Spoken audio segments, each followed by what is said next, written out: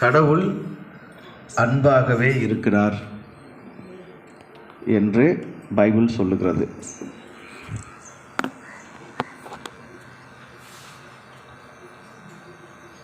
அன்பே சிவம் என்று இந்து மதம் சொல்லுகிறது.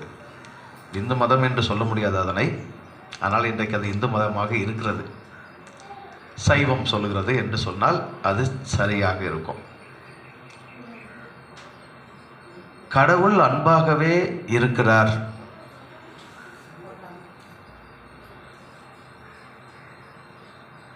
அன்பு ஒரு பெயர் சொல் அல்ல, அது ஒரு வினைச்சொல். பெயர் சொல்லுக்கும் வினைச்சொல்லுக்கும் வேறுபாடு இருக்குது தானே. பெயர் சொல்னா என்ன? ஒரு நபரின், ஒரு பொருளின், ஒரு இடத்தின் பெயரை குறித்தால் அதுக்கு என்னது? பெயர் சொல். ஒரு நபரால், ஒரு பொருளால் செய்யப்படும் செயலை குறித்தால் அது வினைச்சொல். சரியா? கிருஷ்ணமூர்த்தி என்பது பெயர் சொல். கிருஷ்ணமூர்த்தி பாடினார் அப்படின்னு சொல்லும்போது பாடினார் என்பது என்ன ஆகுது? வினைச்சொல் ஆகுது. அன்பு என்பது பெயரை குறிக்கும் சொல் அல்ல, அது வினை செயலை குறிக்கும் சொல். அப்ப அன்புனா சொல்றதே இல்லை. அன்புனா என்ன இல்லை? சொல்லுவதே இல்லை, செஞ்சாதான் அதுக்கு பேர் என்னது? அன்பு. இப்போ கடவுள் அன்பாக இருக்கிறார். கடவுள் அன்பாக இருக்கிறார். இப்போ அந்த அன்பின் செயல், அந்த அன்பின் வினை, அந்த அன்பின் இயக்கம் எப்படி இருக்கிறது?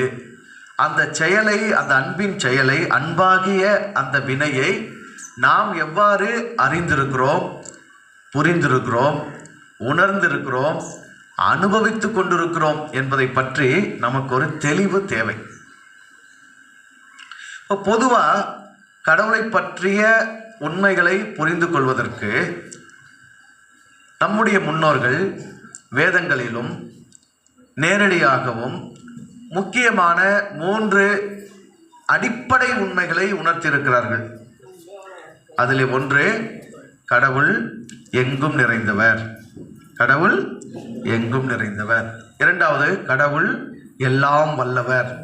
கடவுள் எல்லாம் வல்லவர். மூன்றாவது, கடவுள் எல்லாம் அறிந்தவர்.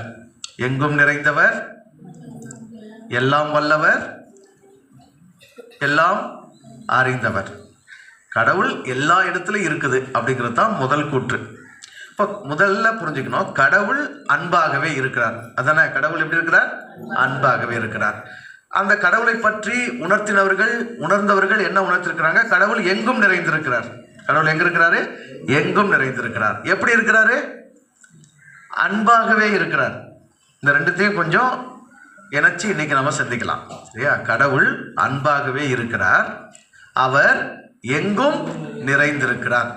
அப்படின்னா இன்னொரு பொருள் என்ன அப்படின்னா, எங்கும் நிறைந்திருக்கிற கடவுள் அன்பாகவே இருக்கிறார். அப்படித்தான பொருள்?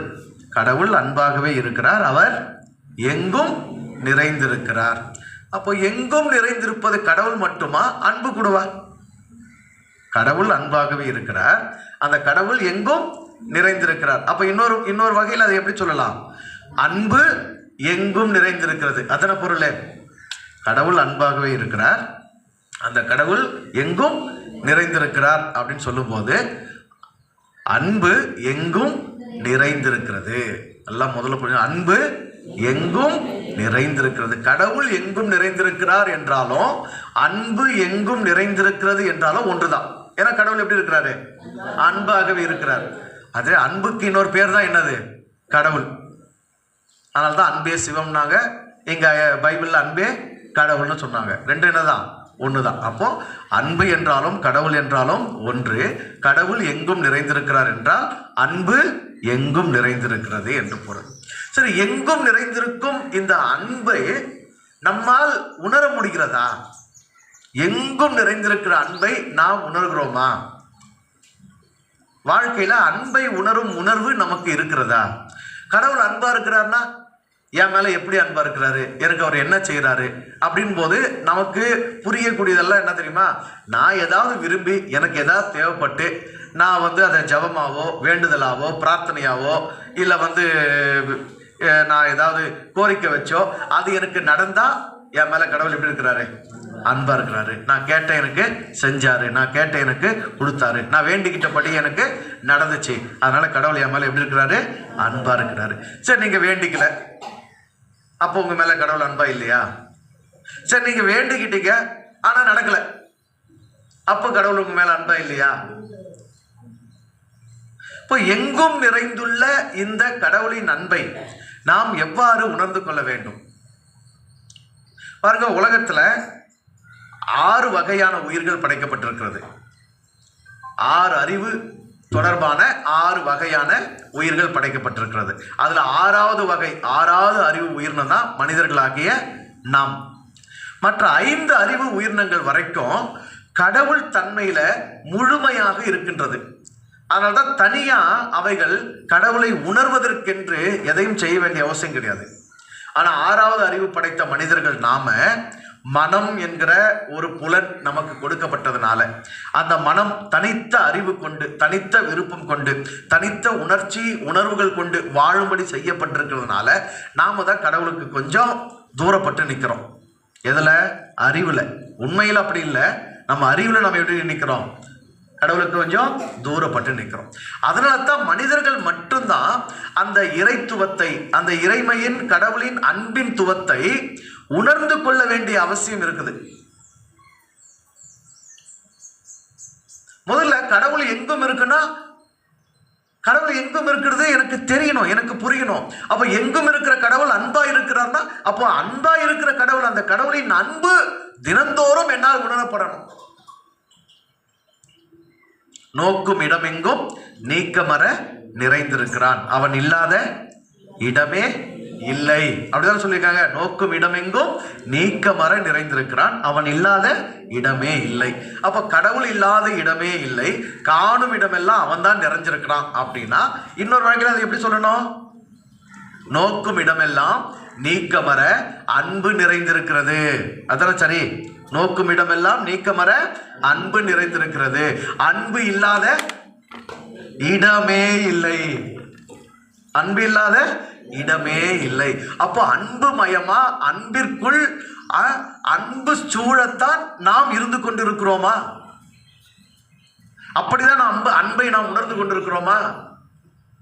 எப்போ ஒரு அன்பு மலருது, அன்பே அழகே ஆறுயிரே அப்படின்னு பொண்டாட்டி புருஷனை கொஞ்சிருதோ, இல்லை பிள்ளைங்களை கொஞ்சிருதோ, இல்லை உறவுகளை கொஞ்சிருதோ, எப்போ நடக்குது? அப்படிதானே?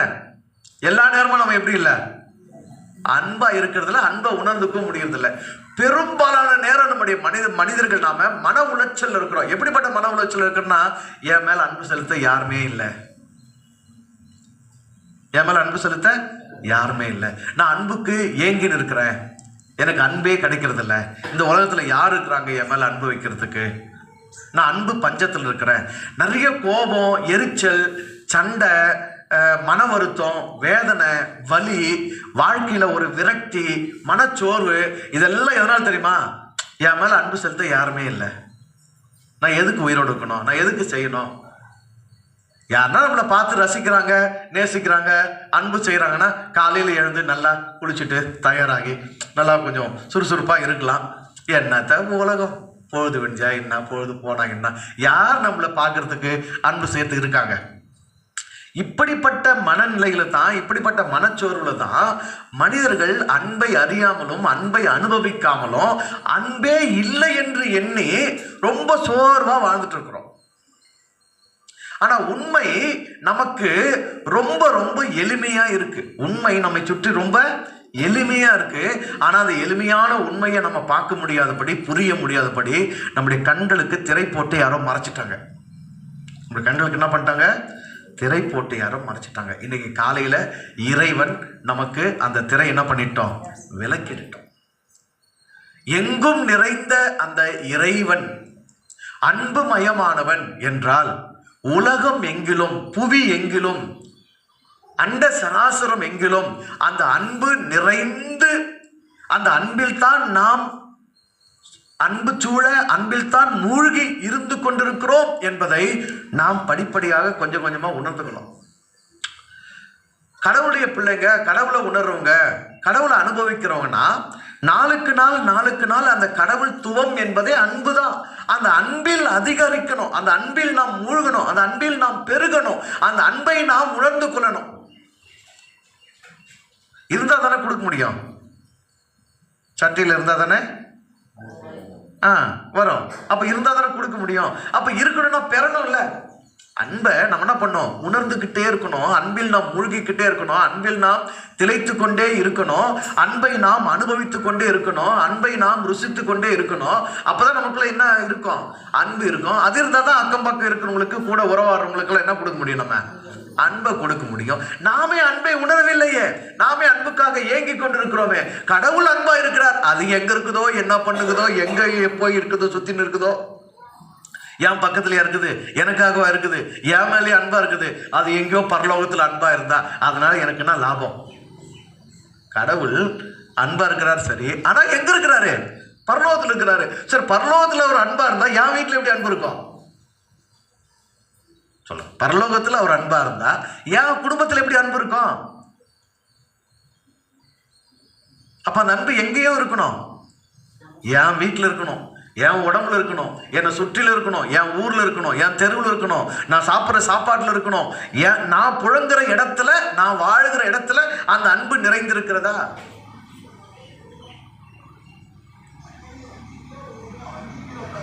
அன்பிற்குள் மூழ்காமல், அன்பை உணராமல் நாம் அன்பாக இருக்க முடியாது. அப்படி அன்பா இருக்கணும்னா அன்பை முதல்ல நாம் என்ன பண்ணோம், அனுபவிக்கணும். ஆக இன்னைக்கு நீங்க புரிஞ்சுங்க, கடவுள் அன்பா இருக்கிறார், கடவுள் எங்கும் நிறைந்திருக்கிறான் என்றால் அன்பு எங்கும் நிறைந்திருக்கிறது என்பதுதான் உண்மையான பொருள். இப்போ எங்கும் நிறைந்திருக்கிற அந்த அன்பை நாம் எப்படி அனுபவிக்கணும். காலையில தூங்கி எழுந்த உடனே அன்பே எனக்காக விடிந்த பொழுதே வான்னு கூப்பிடணும். காலையில என்ன சொல்லணும், அன்பே எனக்காக விடிந்துள்ள பொழுதே வான்னு கூப்பிடணும். பொழுது யாருக்காக புலருது, பொழுது யாருக்காக விடிஞ்சிருக்கு. பொழுது விடியறதுல இறைவனுடைய அன்பு இல்லையா. நான் ஏற்கனவே சொல்லிட்டேன், அன்பு என்பது பெயர் சொல் கிடையாது, அது என்னது, வினைச்சொல். நேரா வந்து கடவுள் அருணா அருணா நான் உன் மேல ரொம்ப அன்பா இருக்கிறேன், ரோசி ரோசி உன் மேல நான் ரொம்ப அன்பா இருக்கிறேன், என்ன பண்ண போறதில்ல, சொல்ல போறது கிடையாது. ஏன்னா சொல்ல வேண்டிய அவசியமே அன்புக்கு கிடையாது. அன்புனா செஞ்சு காமிச்சிடும், அவ்வளவுதான். அது என்ன பண்ணாது, சொல்லாது. இறைவன் அன்பானவன், இறைவன் உன் மீது அன்பா இருக்கிறான் என்பதை உனக்கு எப்படி தெரிவிக்கிறான், உனக்காக ஒரு பொழுதாம புலர செய்திருக்கிறான், விடிய செஞ்சிருக்கிறான். பொழுது விடிஞ்சிடுச்சு, பொழுது நீ சந்திக்கிற, அந்த பொழுது நீ எப்படி சந்திக்கிற, இறைவனுடைய அன்பாவாத நீ பார்க்கிற. பொழுது விஞ்சிடுச்சு, என்ன விஞ்சிச்சு, பொழுது விஞ்சிடுச்சு, ஐயோ இன்னும் கொஞ்சம் என்ன பண்ணிருக்கலாம், தூங்கிருக்கலாம், இந்த பொழுது நான் இப்படி சீக்கிரமா விஞ்சிடுச்சு. வந்திருக்கிறது என்னது, அன்பு. நீ அதை எப்படி பார்க்கிற, வம்பா பார்க்கிற.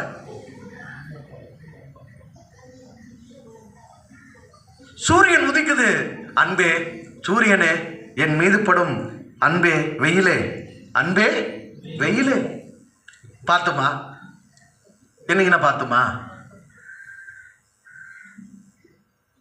வெயில் அன்பு இல்லையா. அந்த வெயில் என் உடம்பு மேல படலனா, அந்த சூரிய வெளிச்சம் அந்த வெப்பம் என் உடம்பு மேல படலனா இந்த உடம்புக்கு டி விட்டமின் கிடைக்காது, எலும்பு மஜ்ஜை உருவாகாது, பசையோடு என்னுடைய எலும்பு மூட்டுகள் இருக்காது, நான் சாப்பிட்ற உணவுல இருந்து கால்சியம் எனக்கு தயாராகாது, அந்த சத்துவே எனக்கு கிடைக்காது. அப்புறம் பல்லு உடம்பு எலும்பெல்லாம் தேஞ்சு போய் மொத்த இணைப்புகளும் என்ன பண்ண எனக்கு வலிச்சுட்டே இருக்கும், தைராய்டு சிக்கல் வந்துடும். அப்போ இறைவன் என் மீதான அன்பை எப்படி வெளிப்படுத்திருக்கிறான், எப்படி செய்யறான், எனக்கு சூரியன் அனுப்புறான், எனக்கு வெப்பத்தை கொடுக்கிறான், எனக்கு வெளிச்சத்தை கொடுக்கிறான், எனக்கு ஒரு பொழுத புலர செஞ்சிருக்கிறான்.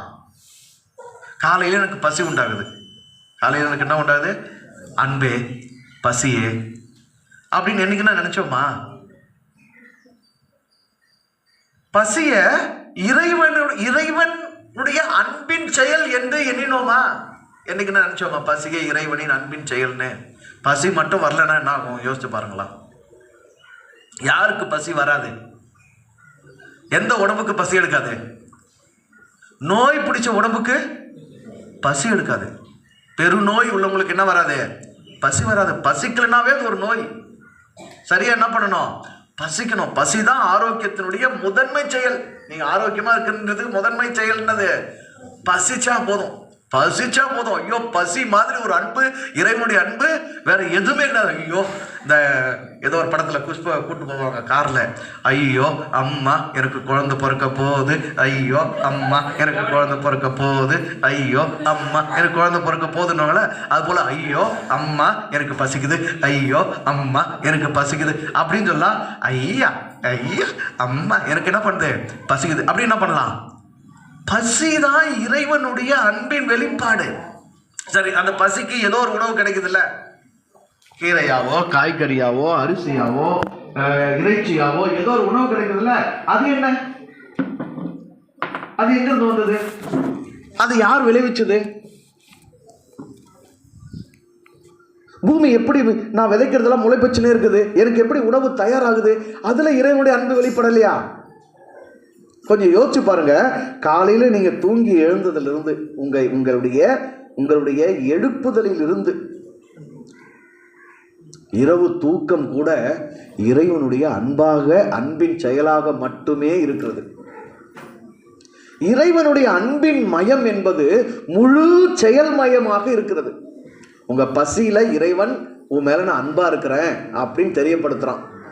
நீங்க உண்ணுகிற உணவுல நான் உன் மேல அன்பா இருந்து உனக்கு நெருக்கமா உன் பசிக்கு உணவா வந்திருக்கேன் அப்படின்னு நான் தன்னுடைய அன்பை வெளிப்படுத்துறான்.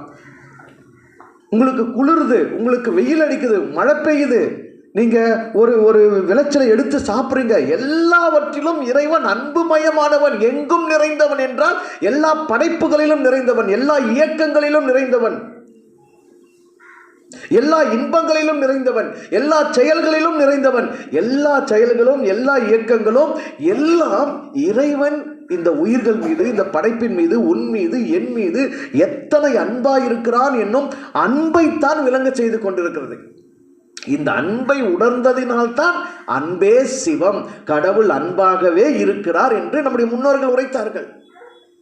அந்த அன்பை எங்க போய் பார்த்தாங்க? அவங்க முதல்ல அவங்க உடம்புல பார்த்தாங்க, அவங்க உண்ற உணவுல பார்த்தாங்க, அவங்களுக்காக உதிக்கிற சூரியன்ல பார்த்தாங்க, அவங்களுக்காக வெளிச்சம் காட்டுற நிலாவில் பார்த்தாங்க, அவங்களுக்காக இயங்குற அந்த புவியில பார்த்தாங்க, அவங்களுக்காக விளைகிற விளைச்சல்களை பார்த்தாங்க. வேற எங்க போய் கடவுள் அன்பை உணர்ந்தாங்க? கடவுள் தனியாக ஒரு ஆள் எங்கன்னா உட்காந்து அங்கே ஏறி போய் அவரை பிடிச்சி உட்கார வச்சு அவர்கிட்ட பேசி அவர் எவ்வளோ அன்பாக இருக்கிறேன்னு அவர் உங்களுக்கு எல்லாம் சொல்லி இப்படியே நடந்துச்சு? இல்லை.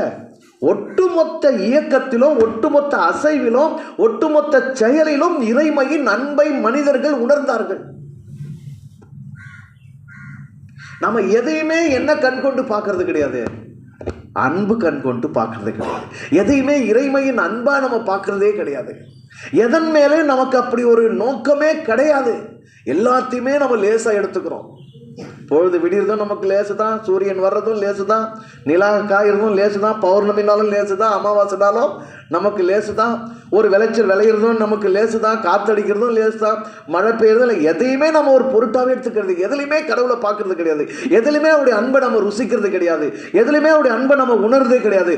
இதெல்லாம் தாண்டி ஏதாவது ஒரு மதத்தில் சேர்ந்து, ஏதாவது ஒரு வேதத்தை வச்சுக்கின்னு, ஏதாவது ஒரு பாட்பாடி ஜபமோ பிரார்த்தனையோ கோயிலில் வேண்டுதலோ செய்யும் போது மட்டும்தான் அன்பா இருக்கிறாரு, அன்பே ஆண்ட, அன்பே ஆருயிரே, அன்பே இறைவா. அதெல்லாம் எங்க மட்டும்தான் வருது நமக்கு?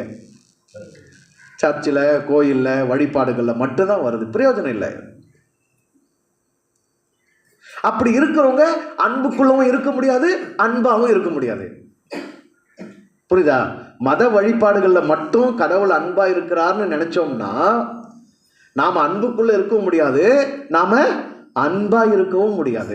நாம அன்புக்குள்ளவும் இருக்கணும், அன்பாவும் இருக்கணும்னா எப்பொழுதும் இடைவிடாம இந்த உலகத்தின் எல்லா இயக்கங்களிலும் நம்ம அனுபவிக்கின்ற, நம்ம ருசிக்கின்ற, நம்ம பார்க்கின்ற, நம்ம புழகுகின்ற படைப்புகள் அனைத்திலும் அந்த இறைவனுடைய செயல்தான் இருக்கிறது. அந்த ஒவ்வொரு செயலும் அவருடைய அன்பின் செயல் தான்.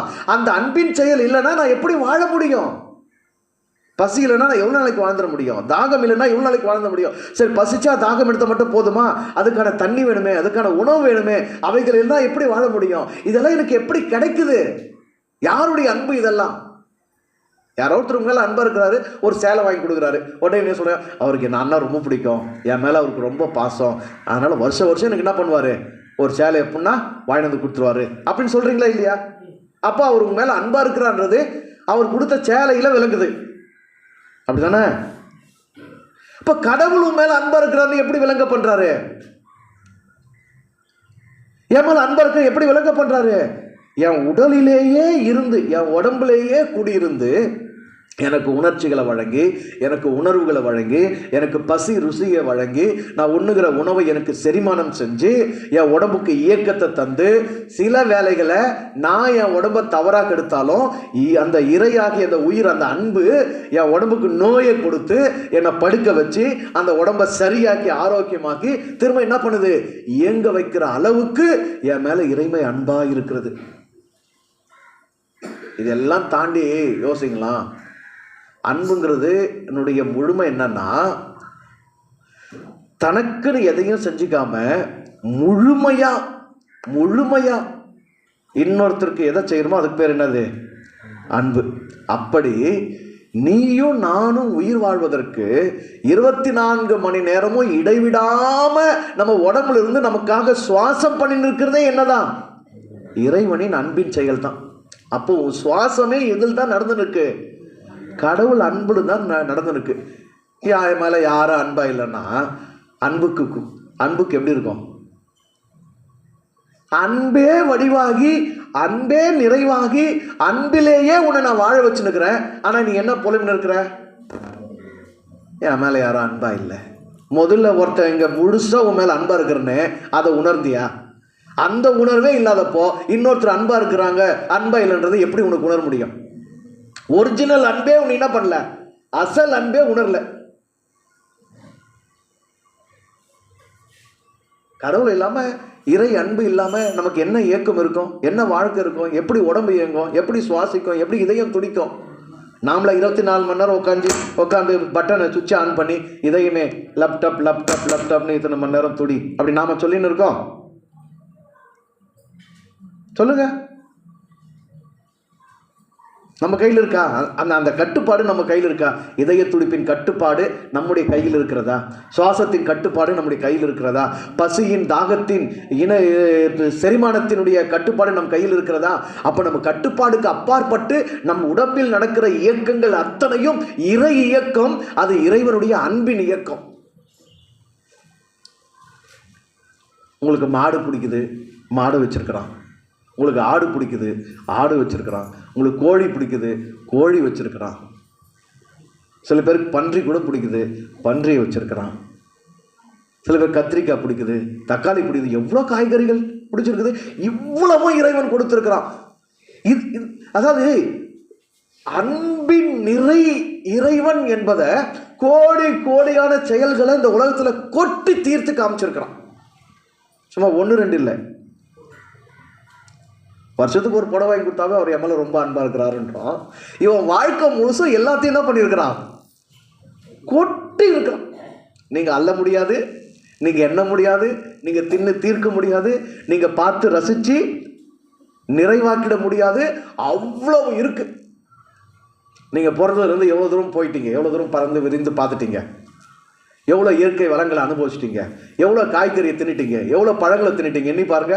இன்னும் உங்களுக்கு எட்டாதது, உங்களுக்கு தெரியாதது, நீங்கள் அடையாதது உலகத்தில் என்ன பண்ணிட்டே இருக்கு, இவ்வளோ இருக்குது. அப்போ கோடியான செயல்களில் தன்னுடைய அன்பை இறைவன் வெளிப்படுத்தி இருக்கும் போது அந்த அன்பை நம்ம ருசிக்கணும் இல்லையா? அது அன்பா பார்க்கணும் இல்லையா? அதுதான் அன்புன்னு உணரணும் இல்லையா? அந்த அன்பை உணராம நம்ம எப்படி ஒருத்தருக்கு ஒருத்தர் அன்பா இருக்க முடியும்? ஒருத்தருக்கு ஒருத்தர் அன்பை எப்படி பரிமாறிக்க முடியும்?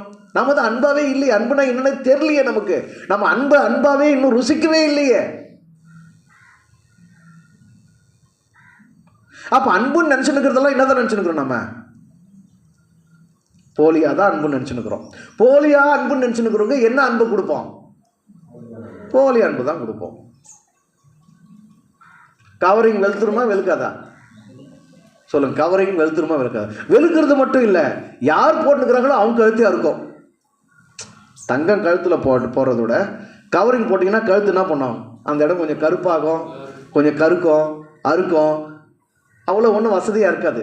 அது என்ன இருந்தாலும் என்னன்னு காட்டிடும், நான் கவரிங்க நான் போலின்னு காட்டிடும். அதனால தான் மனுஷங்கிட்ட ஒருத்தர்கிட்ட ஒருத்தர் பழகும் போது பழக பழக பாலும் புளிக்குன்றாங்களே, அந்த மாதிரி பழக பழக என்ன ஆகிடுது, ஐயோ இவர்கிட்ட அன்பே இல்லை, இவர் கோவப்படுறாரு, இவர் எரிச்சல் ஆகுறாரு, இவர் பொறுத்துக்கு பண்ணுகிறாரு, இப்படி பண்ணுறாரு அப்படி பண்ணுறாரு, என்ன பண்ணிடுறோம், மனச்சோர்வு அடைஞ்சிடறோம். இருந்தால் தானே கொடுப்பாங்க பாவம். அவங்களே அன்பை உணரலையே, எதையுமே அன்பை அவங்க ரசிக்கவே இல்லையே, அன்பை கொண்டாடவே இல்லையே. நமக்காக விடுகிற பொழுதில் வெளிப்படுகிற இறைமையின் அன்பை கொண்டாடினாயா? உனக்காக உதிக்கிற சூரியனின் வெப்பத்திலும் வெளிச்சத்திலும் வெளிப்பட்டவனின் அன்பை கொண்டாடினாயா? உனக்காக உன் வீட்டில் மலர்ந்த அந்த மலரில் தெரிகிற அந்த மலரில் வெளிப்பட்ட இறைமையின் அன்பை கொண்டாடினாயா? உன்னுடைய பசியில் தெரிகிற இறைவனுடைய அன்பை கொண்டாடினாயா? நீ அனுபவிக்கிற, நீ காணுகிற காட்சிகளில், நீ ருசிக்கிற உணவுகளில் வெளிப்பட்டிருக்கிற இறைமையின் அன்பை கொண்டாடினாயா? இந்த அன்பையெல்லாம் கொண்டாட தெரியாமல் இருந்துட்டு நான் எப்படிங்க அன்பாக இருக்க முடியும், நான் எப்படிங்க அன்பை கொடுக்க முடியும்? அப்படி பட்டும் கட்ட போய் நீங்கள் அன்பை எதிர்பார்த்தீங்கன்னா அவங்க என்ன கொடுப்பாங்க உங்களுக்கு? முதல்ல அந்த ஒவ்வொரு தனி மனிதரும் அந்த இறை அன்பில் மூழ்கணும். அந்த அன்பின் செயல்கள் தான், அந்த அன்பின் வெளிப்பாடுகள் தான் இந்த அகிலத்தின் ஒட்டுமொத்த இயக்கமோ என்கிற உணர்வுக்குள்ள அவங்க வரணும். அன்பில்லாம வேற எதுவும் இல்லை. எங்கும் நிறைந்திருக்கிறான்னா தூணிலும் இருப்பான் துரும்பிலும் இருப்பான்னு சொல்லிட்டா தூணில் இருக்கிறான் துரும்பில் இருக்கிறான்னு சும்மா பார்த்து போடுமா? அந்த தூண்ல என்ன விதமான அன்பா வெளிப்பட்டிருக்கிறான், அந்த துரும்புல என்ன விதமான அன்பா வெளிப்பட்டிருக்கிறான். ஒரு செடியில் இருக்கிறான், ஒரு மரத்தில் இருக்கிறான், ஒரு நாயில் இருக்கிறான், ஒரு மிருகத்தில் இருக்கிறான், ஒரு பறவையில் இருக்கிறான்னா என்ன விதமான அன்பாக அவன் செயல் புரிந்து கொண்டிருக்கிறான். மரத்துல ஒரு ஒரு கொய்யா மரம் எடுத்துக்கோங்களா. ஒரு மரம் அது தான் வாழ ஒரு தனி உயிரினமாக படைக்கப்பட்டிருக்கிறது. ஆனால் எவ்வளவு காய், எவ்வளவு சுவையான கொய்யா பழத்தை கொடுக்குதா இல்லையா?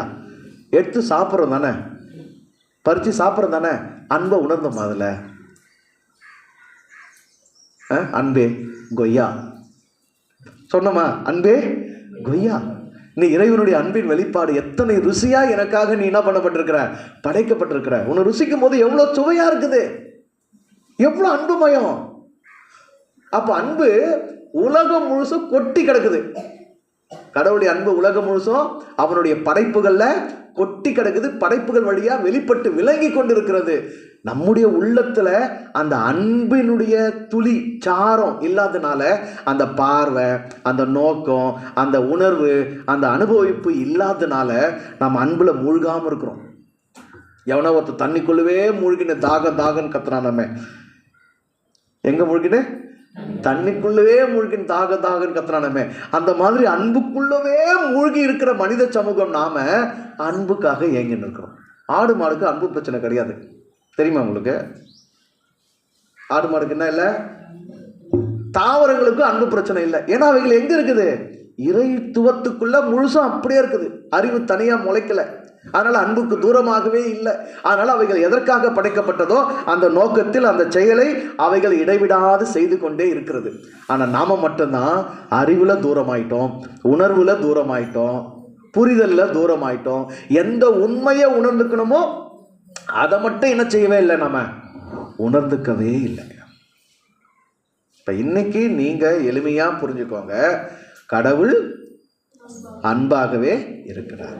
அந்த அன்பான இறைவன் எங்கும் நிறைந்திருக்கிறான். அப்படி என்றால் அன்பு எங்கும் நிறைந்திருக்கிறது என்று பொருள். அன்பு எங்கும் நிறைந்திருக்கிறது என்றால் நான் வாழும்போது என்னுடைய வாழ்க்கையில் நான் சந்திக்கின்ற, நான் தொடுகின்ற, நான் பார்க்கின்ற, நான் புழங்குகின்ற எல்லாவற்றிலும் அந்த இறைவனுடைய அன்பு வெளிப்பட்டிருக்கின்றது.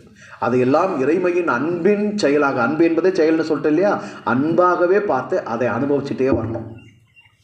என் தாகத்தை நான் இறைவனுடைய அன்பா அனுபவிக்கணும், என் பசியை இறைவனின் அன்பா அனுபவிக்கணும், நான் பார்க்கும் காட்சிகளை எல்லாம் இறைவனுடைய அன்பின் வெளிப்பாடாக நான் அனுபவிக்கணும். எனக்காக உதிக்கிற சூரியன், நட்சத்திரம், சந்திரங்களை எல்லாம் நான் இறைவனுடைய அன்பா உணர்ந்து அனுபவிக்கணும். எனக்காக உறவுகளாக படைக்கப்பட்டிருக்கிற மனிதர்கள் எல்லாம் நான் இறைவனுடைய அன்பின் வெளிப்பாடாகவே நான் என்ன பண்ணோம், அனுபவிக்கணும். எந்த ஒரு குழந்தைய பார்த்தா மகிழ்ச்சி வருது. எந்த குழந்தையா இருந்தாலும் என்ன பண்ணணும், நமக்கு மகிழ்ச்சி வரும். குழந்தைனாவே எந்த குழந்தையும் யார் பார்த்தாலும் என்ன உண்டாகும், மகிழ்ச்சி வரும். அப்ப அந்த குழந்தையில் இறைவனுடைய அன்பு என்ன பண்ணிருக்கு, வெளிப்பட்டிருக்கு. அப்படி நான் தொடுகிற, நான் பார்க்கிற, நான் கேட்கிற, நான் ருசிக்கிற, நான் அனுபவிக்கிற அத்தனையிலும் இறை அன்பு முழுமையாக வெளிப்பட்டிருக்கிறது. அவன் இல்லாத இடமே இல்லை என்பது அன்பு இல்லாத இடமே இல்லை என்று நிறைந்திருக்கிறது. அப்போ ஒவ்வொரு நாளும் அந்த முதன்மையான உறவு அவன் தான் என்ன நானாக்கி வச்சிருக்கிறான், உங்களை நீங்களாக்கி வச்சிருக்கிறான். அவனால் தான் நீங்களும் நானும் இந்த வாழ்க்கையை அடைஞ்சிருக்கிறோம், இந்த பிறவி அடைஞ்சிருக்கிறோம், இந்த இருப்புல இந்த இயக்கத்தில் இருக்கிறோம். ஆக அவனுடைய அன்பை முதன்மையாக அனுபவிப்பதுதான் வாழ்வின் முதற் கடமை. அப்புறமா தான் நான் என் மேல அன்பா இருக்கிறது, மற்றவங்களுக்கு அன்பு கொடுக்கறதெல்லாம் அடுத்து. அதுக்கு முதல்ல இறைவன், என்னை படைத்த இறைவனின் வெளிப்பட்டிருக்கிற அந்த நிறை அன்பு, அந்த நிறைவான அன்பு என்னால் உணரப்படணும், என்னால் அனுபவிக்கப்படணும். அப்படி ஒவ்வொரு நாளும் எல்லாத்துலேயும் எதை பார்க்க பழகுங்க? கடவுள் அன்பை பார்க்க பழகுங்க. காலையில் ஒரு சேவல் கொக்கரக்கோ அப்படின்னு கத்தி எழுப்பு தானே, எவ்வளோ அன்பா அது காலையில் 4:30 மணிக்கெல்லாம் எழுந்துரு என்ன பண்ணுது? எழுப்புது. அதில் அன்பு தெரியுதா? சனி முடிச்சது. இப்போதான் படுத்த நான் வந்துச்சு, அதுக்கு விழுந்துச்சுன்னா நம்மள என்ன பண்ணுது? எழுப்புது பாரு அப்படின்னு அது மேலே அவ்வளோ ஒரு எண்ணத்தை காட்டுறோம். அது என்ன பண்ணோம்? அது என்ன செயலுக்காக படைக்கப்படுதோ, அதில் என்ன செயல் வெளிப்படணுமோ, என்ன அன்பு வெளிப்படணுமோ அந்த செயல் என்ன பண்ணுறது? செய்து. அப்போ பிரச்சனை சேவல்கிட்ட இல்லை, நம்ம இருதயத்தில் என்ன இல்லை? அந்த அன்பின் உணர்வு இல்லை, அந்த அன்பின் புழக்கம் இல்லை, அந்த அன்பின் மூழ்கலை. அந்த அன்பை நம்மளால் என்ன பண்ண முடியல? உணர முடியல. நம்ம கையில் என்ன கோபம் இருக்குதோ, என்ன வெறுப்பு இருக்குதோ, என்ன சலிப்பு இருக்குதோ, என்ன எரிச்சல் இருக்குதோ அது எல்லாம் படைப்புகள் மேலே கொட்டுறோம்.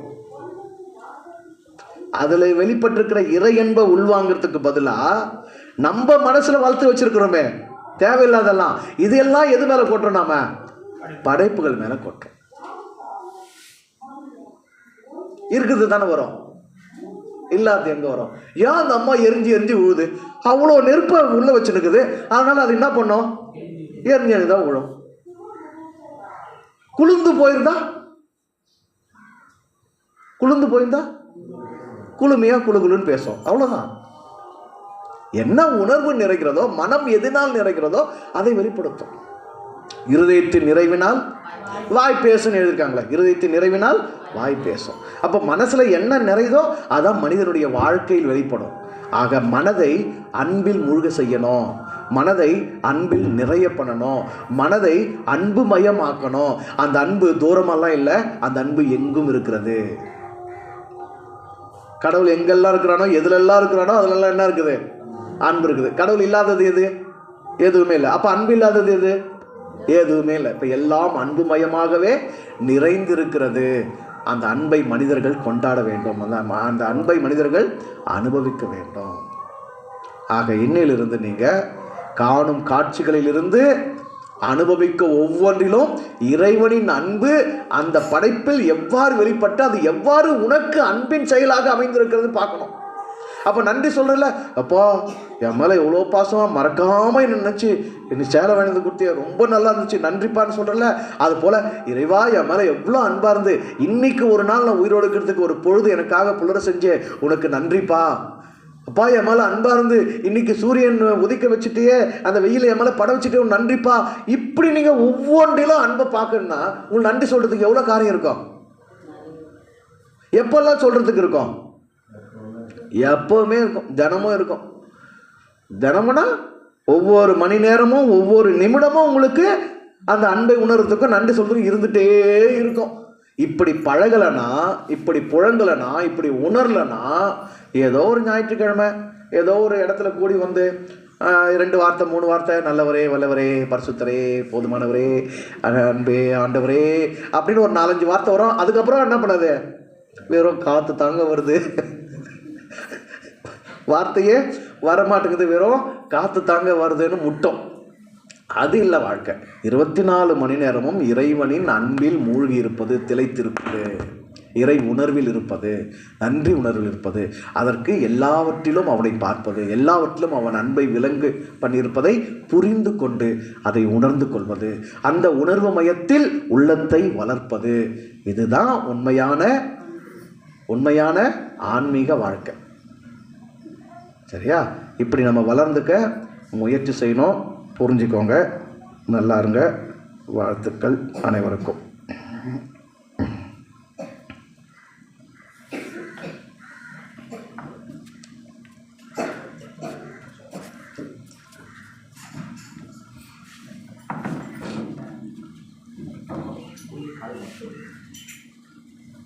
என்னய்யா வேற எதனா செயல்பாடு இருக்கா?